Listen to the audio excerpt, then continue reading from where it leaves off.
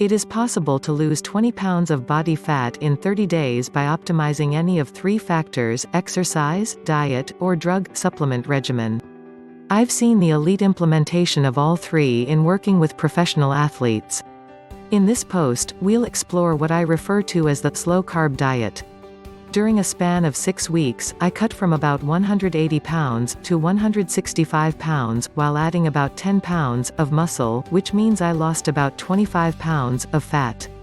This is the only diet besides the rather extreme Cyclical Ketogenic Diet (CKD) that has produced veins across my abdomen, which is the last place I lose fat. Damn you, Scandinavian genetics. Here are the 4 simple rules I followed. Rule number 1: avoid white carbohydrates. Avoid any carbohydrate that is, or can be, white. The following foods are thus prohibited, except for within 1.5 hours of finishing a resistance training workout of at least 20 minutes in length: bread, rice, cereal, potatoes, pasta, and fried food with breading. If you avoid eating anything white, you'll be safe. Rule number 2: eat the same few meals over and over again. The most successful dieters, regardless of whether their goal is muscle gain or fat loss, eat the same few meals over and over again. Mix and match, constructing each meal with one from each of the 3 following groups. Proteins. Egg whites with 1 whole egg for flavor: chicken breast or thigh, grass-fed organic beef, pork. Legumes. Lentils, black beans, pinto beans. Vegetables. Spinach, asparagus, peas, mixed vegetables.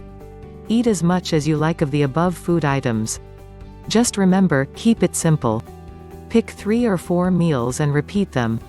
Almost all restaurants can give you a salad or vegetables in place of French fries or potatoes. Surprisingly, I have found Mexican food, swapping out rice for vegetables, to be one of the cuisines most conducive to the slow-carb diet. Most people who go on low-carbohydrate diets complain of low energy and quit, not because such diets can't work, but because they consume insufficient calories. A 1/2 cup of rice is 300 calories, whereas a 1/2 cup of spinach is 15 calories.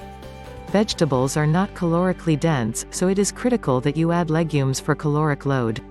Some athletes eat 6 to 8 by per day to break up caloric load and avoid fat gain. I think this is ridiculously inconvenient. I eat 4 eggs per day. 10 a.m. breakfast. 1 p.m. lunch. 5 p.m. smaller second lunch. 7:30 to 9 p.m. sports training. 10 p.m. dinner. 12 a.m. glass of wine and Discovery Channel before bed. Here are some of my meals that recur again and again. Scrambled eggology, pourable egg whites with 1 whole egg, black beans, and microwaved mixed vegetables. Grass-fed organic beef, pinto beans, mixed vegetables, and extra guacamole, Mexican restaurant. Grass-fed organic beef from Trader Joe's, lentils, and mixed vegetables. Rule number 3: don't drink calories. Drink massive quantities of water and as much unsweetened iced tea, diet sodas, coffee without white cream, or other no-calorie, low-calorie beverages as you like. Do not drink milk, normal soft drinks, or fruit juice. I'm a wine fanatic and have at least 1 glass of wine each evening, which I believe actually aids sports recovery and fat loss. Recent research into resveratrol supports this. Rule number 4: take 1 day off per week. I recommend Saturdays as your dieter's gone wild day. I am allowed to eat whatever I want on Saturdays, and I go out of my way to eat ice cream, Snickers, Take 5, and all of my other vices in excess. I make myself a little sick and don't want to look at any of it for the rest of the week.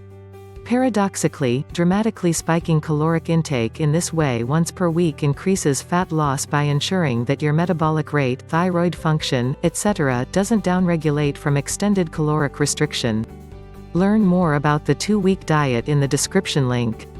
Share if you find it useful.